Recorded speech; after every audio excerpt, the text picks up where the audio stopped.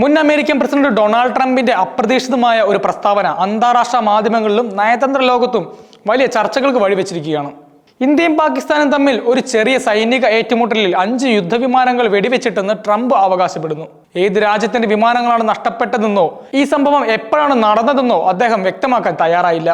White ഹൗസിലെ Republican പാർട്ടിയിലെ ജനപ്രതിനിധികൾക്കായി ഒരുക്കിയ അത്താഴ വിരുന്നിൽ വെച്ച് സംസാരിക്കുകയായിരുന്നു ട്രംപ്.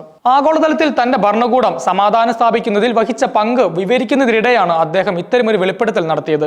4-5 ജെറ്റുകൾ വെടിവെച്ചിട്ടെന്നാണ് എനിക്ക് തോന്നുന്നത് എന്ന് അദ്ദേഹം കൂട്ടിച്ചേർത്തു. തുടർന്ന് ഇത് 2 ആണവശക്തികൾ തമ്മിലുള്ള പോരാട്ടമായിരുന്നുവെന്നും സ്ഥിതിഗതികൾ വഷളായിക്കൊണ്ടിരുന്നപ്പോൾ താൻ വ്യാപാരം ഒരു ആയുധമായി ഉപയോഗിച്ച് യുദ്ധം നിർത്തിവെച്ചുവെന്നും ട്രംപ് അവകാശപ്പെട്ടു. നിങ്ങൾ ആയുധം ഉപയോഗിച്ച് കളി തുടർന്നാൽ വാണിജ്യമുണ്ടാവില്ലെന്ന് നമ്മൾ താക്കീത് നൽകി എന്നും അദ്ദേഹം പറഞ്ഞു. ട്രംപിന്റെ ഈ പ്രസ്താവനയെ ഇന്ത്യ ഔദ്യോഗികമായി തള്ളിക്കളഞ്ഞിട്ടുണ്ട്. ട്രംപിന്റെ വാക്കുകൾ അദ്ദേഹത്തിന്റെ തനത് ശൈലിയിലുള്ള ഒന്നാണ്.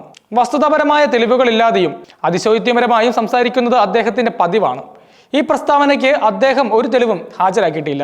എന്നിട്ടും അന്താരാഷ്ട്ര നയതന്ത്രത്തിലും യുദ്ധങ്ങളിലും വ്യാപാരം ഒരു ആയുധമാക്കി ഉപയോഗിക്കുന്ന ട്രേഡ് ആൻഡ് വെപ്പൺസ് എന്ന തന്ത്രം എത്രത്തോളം ഫലപ്രദമായിരുന്നുവെന്ന് സ്ഥാപിക്കാനുള്ള ഒരു ശ്രമമാണ് ഇതെന്ന് വിലയിരുത്തപ്പെടുന്നു. പഹൽഗാം മേഖലയിലെ ഒരു ഭീകരാക്രമണത്തിന് ശേഷമാണ് ഈ ഏറ്റുമുട്ടൽ നടന്നതെന്നാണ് ട്രംപിന്റെ പരാമർശങ്ങളിൽ നിന്ന് മനസ്സിലാക്കാൻ കഴിയുന്നത്. ഇത് 2019 ഫെബ്രുവരിയിൽ നടന്ന പുൽവാമ ഭീകരാക്രമണത്തിന് ശേഷമുണ്ടായ സംഭവങ്ങളുമായി ബന്ധപ്പെട്ടതാകാനാണ് സാധ്യതയെന്ന് വിദഗ്ധർ അഭിപ്രായപ്പെടുന്നു. പുൽവാമ ആക്രമണത്തിന് മറുപടിയായി ഇന്ത്യ നടത്തിയ ബാലാക്കോട്ട് വ്യോമാക്രമണത്തിന് പിന്നാലെ ഇന്ത്യൻ വ്യോമസേന ഒരു പാക് F-16 യുദ്ധവിമാനം വെടിവെച്ചിട്ടതായി ഇന്ത്യ ഔദ്യോഗികമായി സ്ഥിരീകരിച്ചിരിക്കുന്നു. എന്നാൽ പാകിസ്ഥാൻ ഈ അവകാശവാദം നിഷേധിക്കുകയാണ് ചെയ്തത്. അന്നൊരു ഇന്ത്യൻ MiG-21 വിമാനം പാക് അതിർത്തിയിലേക്ക് കടക്കുകയും പാക് സൈന്യം അതിനെ വെടിവെച്ചിടുകയും വിംഗ് കമാൻഡർ അഭിനന്ദൻ വർത്താനെ തടവിലാക്കുകയും പിന്നീട് വിട്ടയക്കുകയും ചെയ്തിരുന്നു. ഈ 2 സംഭവങ്ങളിൽ മാത്രമാണ് അന്ന് വ്യോമയുദ്ധം നടന്നിരുന്നത്. അതിനാൽ 5 ജെറ്റുകൾ വെടിവെച്ചിട്ടെന്ന ട്രംപിന്റെ അവകാശവാദം വസ്തുതാപരമായ ശരിയാകാൻ സാധ്യതയില്ല. കാരണം അങ്ങനെ ഒരു വലിയ സൈനിക നഷ്ടം ഏതെങ്കിലും ഒരു രാജ്യത്തിന് സംഭവിച്ചിട്ടുണ്ടെങ്കിൽ അത് രഹസ്യമാക്കി വെക്കാൻ സാധിക്കുകയുമില്ല. മാത്രമല്ല അത്തരമൊരു സംഭവം ഇരു രാജ്യങ്ങളെയും വലിയ തോതിലുള്ള ഒരു യുദ്ധത്തിലേക്ക് നയിക്കുമായിരുന്നു. ട്രംപിന് ലഭിച്ച വിവരങ്ങളിൽ എന്തെങ്കിലും തരത്തിലുള്ള വ്യാഖ്യാന പിശവ് സംഭവിച്ചതാകാം, അല്ലെങ്കിൽ തന്റെ നയതന്ത്ര വിജയങ്ങൾ അതിശയോക്തിപരമായി അവതരിപ്പിക്കുന്ന പതിവ് ശൈലിയുടെ ഭാഗമായിരിക്കാം ഈ പ്രസ്താവന. ട്രംപിന്റെ അവകാശവാദത്തോട് ഇന്ത്യൻ വിദേശകാര്യ മന്ത്രാലയം അതിശക്തമായി പ്രതികരിച്ചു. അമേരിക്കൻ പ്രസിഡന്റിന്റെ ഈ പ്രസ്താവന വസ്തുതാ വിരുദ്ധമാണെന്ന് അവർ ഔദ്യോഗിക പ്രസ്താവനയിൽ അറിയിച്ചു. ഇന്ത്യയും പാകിസ്ഥാനും തമ്മിൽ നടന്ന ഏതൊരു വ്യോമാക്രമണത്തിലും 5 വിമാനങ്ങൾ വെടിവെച്ചിട്ടെന്ന റിപ്പോർട്ടുകൾ ശരിയല്ലെന്നും അങ്ങനെ ഒരു സംഭവം ഉണ്ടായിട്ടില്ലെന്നും മന്ത്രാലയം വ്യക്തമാക്കി. 2019 ബാലാക്കോട്ട് ആക്രമണത്തിന് ശേഷമുള്ള സാഹചര്യത്തിൽ ഒരു പാക് F-16 വിമാനം വെടിവെച്ചിട്ടതായി ഇന്ത്യ സ്ഥിരീകരിച്ചിരുന്നു.